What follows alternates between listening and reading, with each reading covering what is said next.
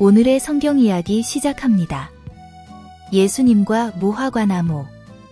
예수님께서 무화과나무를 저주하신 사건은 복음서에 기록된 다른 이야기들보다 비교적 잘 알려진 본문입니다. 이 사건은 마가복음과 마태복음에 기록되어 있으며 오늘은 그중 마가복음의 기록을 중심으로 이 이야기를 들여다보려고 합니다. 마가복음 11장 12절부터 14절에는 예수님께서 길에서 잎이 무성한 무화과나무를 보시고 가까이 가셨지만 잎사귀 외에는 아무것도 찾지 못하셨고 그 자리에서 다시는 그 나무에서 열매를 따먹지 못하리라 말씀하시는 장면이 기록되어 있습니다. 그리고 마가복음 11장 20절부터 21절에는 다음날 제자들이 그 무화과나무가 말라있는 것을 보았고 그 사실이 언급되는 장면이 이어집니다. 이 본문은 다양한 해석을 가지고 있습니다.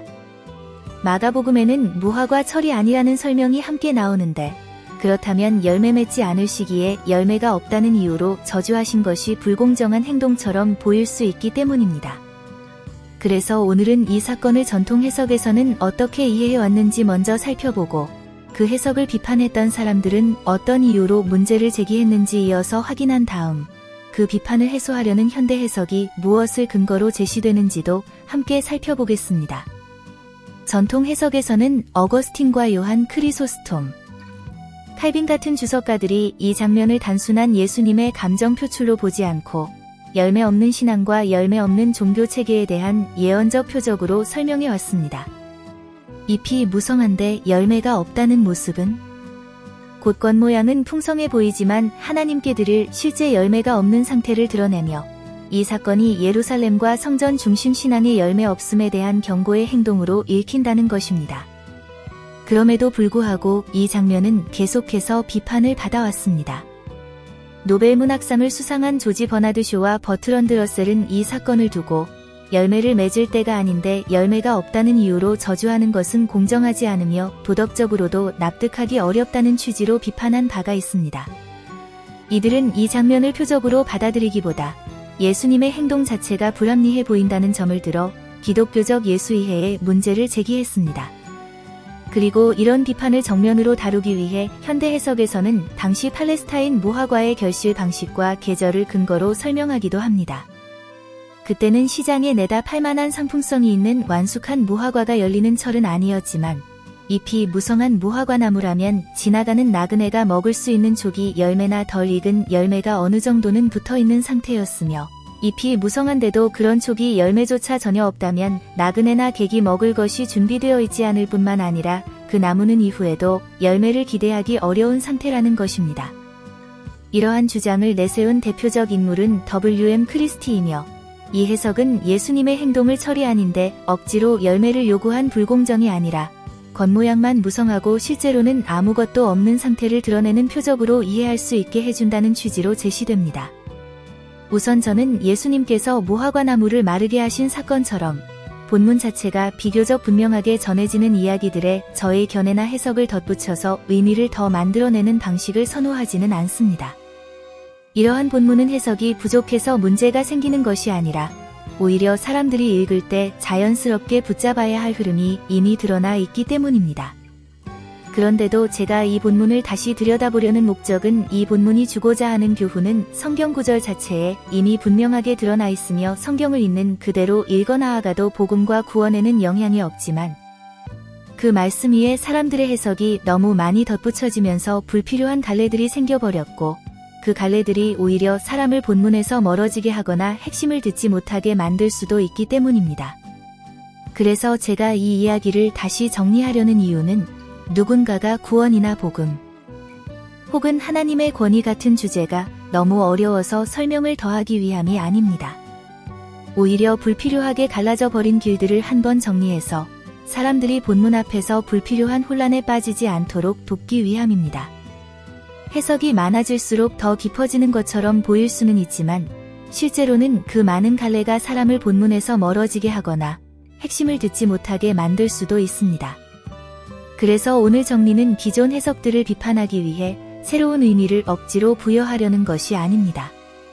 저는 이 본문이 말할 수 있는 범위를 지나치게 넓혀버리는 일을 경계하고 오히려 더 나은 가능성 안에서 해석의 범위를 제한하며 본문이 가진 초점을 다시 또렷하게 세워보려 합니다. 그렇다면 이제는 기존 해석과 여러 견해들을 잠시 내려놓고 성경이 본문 안에서 무엇을 말하고 있는지부터 살펴봅시다.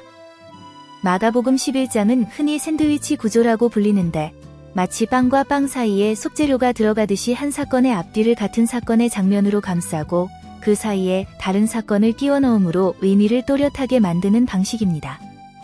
이 구조 속에서 무화과나무 사건과 성전 정화 사건이 맞물려 배치되어 있고 그 흐름은 최종적으로 마가복음 11장 25절에 기록된 서서 기도할 때에 누구에게 혐의가 있거든 용서하라는 말씀의 결론으로 이어집니다.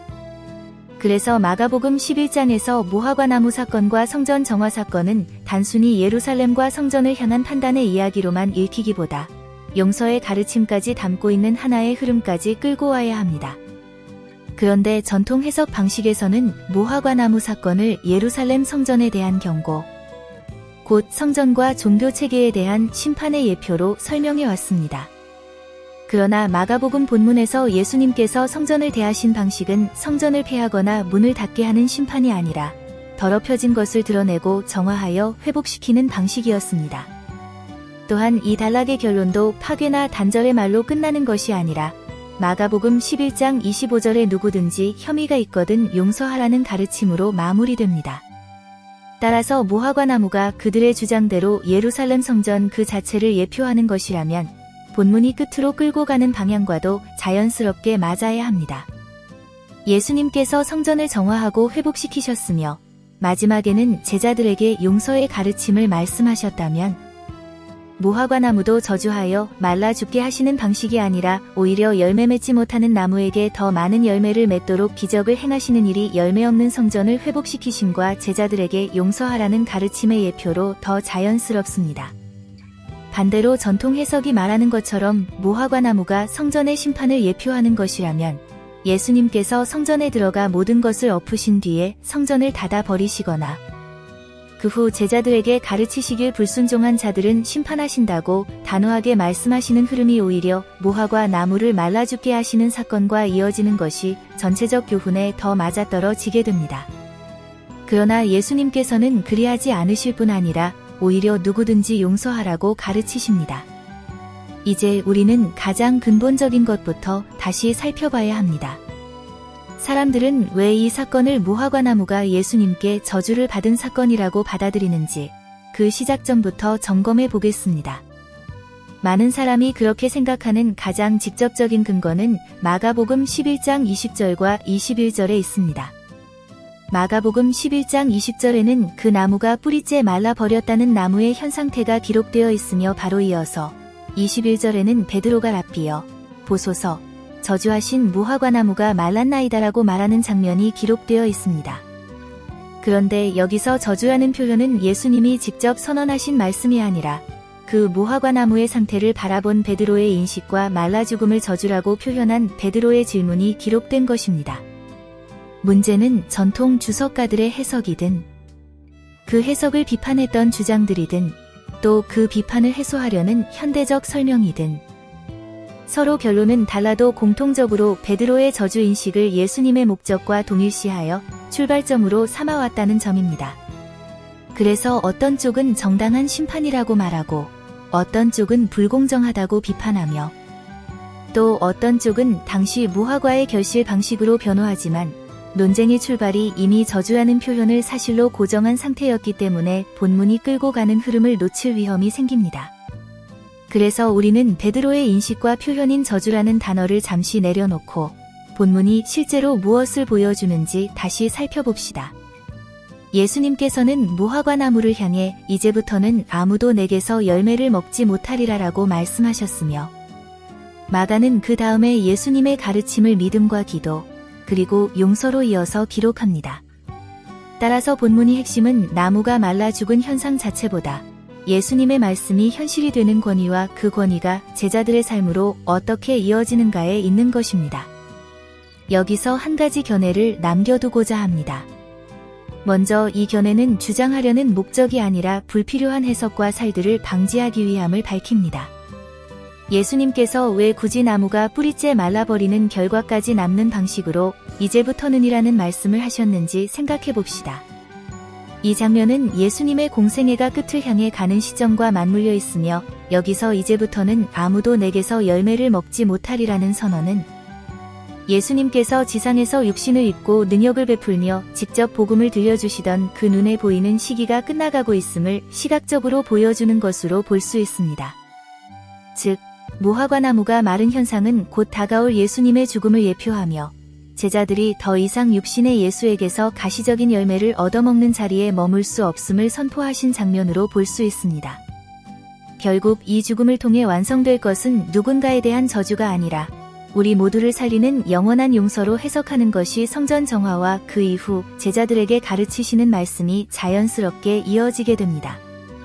무화과나무의 마름은 나무를 향한 분풀이가 아니라 자신의 생명을 말려 용서의 길을 여시는 예수님의 고독한 자기 선언으로 읽어야 비로소 이 본문이 결론인 용서와 문맥적으로 연결됩니다.